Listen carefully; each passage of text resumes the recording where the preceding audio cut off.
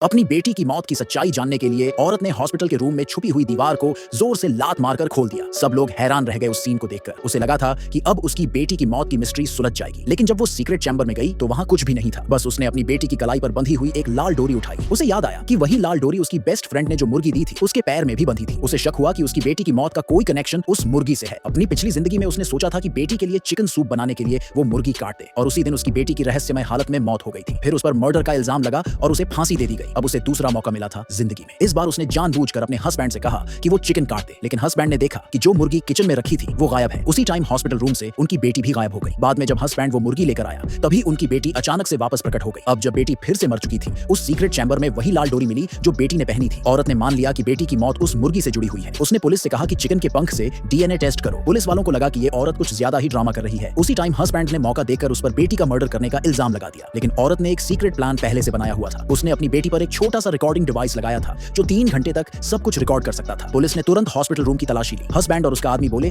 कि औरत बस बहाना बना रही है खुद को बचाने के लिए, लेकिन औरत ने अपना फोन चेक किया और देखा कि ट्रैकर अभी भी हॉस्पिटल रूम के अंदर एक्टिव है। फिर सब लोग उस बीप की आवाज को फॉलो करते हुए उस डिवाइस तक पहुंचे। अंत में ट्रैकर चिकन सूप के अंदर मिला, लेकिन वो वाटर डैमेज हो चुका था। जब तक उसे ठीक नहीं किया जाता पुलिस असली कातिल का पता नहीं लगा सकती थी। तभी कुछ नर्सेस अंदर आईं और उन्होंने कहा कि उन्होंने अपनी आंखों से औरत को चाकू लेकर रूम में जाते देखा था। अब गवाह भी थे और सबूत भी, तो केस पूरा हो गया। पुलिस ने शुरू में यही माना कि औरत ही मर्डरर है, लेकिन औरत ने साफ इनकार कर दिया। उसे लगा सबूत ऐसे रखे गए हैं ताकि उसे फंसाया जा सके। सिर्फ उसका हस्बैंड ही नहीं, उसकी बेस्ट फ्रेंड भी यही कह रही थी कि वही कातिल है। इस हालत में औरत को पुराने पल याद आए। उसे याद आया कि उसे पहले से शक था कि उसके हस्बैंड और बेस्ट फ्रेंड के बीच कुछ ज्यादा नजदीकी है, लेकिन उसने कभी उन्हें एक्सपोज नहीं किया। अब उसे यकीन नहीं हो रहा था कि दोनों मिलकर उसे ही मर्डरर साबित करने में लगे हैं। औरत ने पॉइंट आउट किया कि जब उसकी बेटी की मौत हुई तब उसका हस्बैंड और बेस्ट फ्रेंड दोनों हॉस्पिटल में मौजूद थे, तो शक से वो भी बाहर नहीं हो सकते। जैसे ही पुलिस उस आदमी को थाने ले जाने वाली थी, बेस्ट फ्रेंड ने बीच में आकर सच्चाई बताने का दावा किया। उसने कहा कि औरत को मेंटल इलनेस है और इसलिए उसे याद नहीं कि उसने मर्डर किया। जब बेस्ट फ्रेंड ने उसके मेडिकल रिकॉर्ड पुलिस को दिखाए, औरत को यकीन नहीं हुआ। उसे लगा ये भी सब झूठा प्रूफ है ताकि उसे पागल साबित किया जा सके। अचानक उसकी बेटी की छोड़ी हुई एक चिट्ठी जमीन पर गिर पड़ी। उसमें लिखा था, मम्मी टाइम पर दवाई ले लेना, दिन में एक टैबलेट। लेकिन औरत को इन बातों से कोई धोखा नहीं हुआ। उसे पूरा यकीन था कि उसका हस्बैंड और बेस्ट फ्रेंड मिलकर उसे फंसा रहे हैं। तभी हॉस्पिटल रूम में उसकी बेटी की आवाज गूंजी। औरत एकदम घबरा गई और डाउट में पड़ गई। हस्बैंड ने कहा कि वो हेलुसिनेट कर रही है क्योंकि किसी और ने वो आवाज नहीं सुनी, लेकिन औरत मानने को तैयार नहीं थी कि वो बीमार है। उसे शक था कि ये कोई प्री रिकॉर्डेड वॉइस है जो हस्बैंड ने पहले से रिकॉर्ड कर रखी थी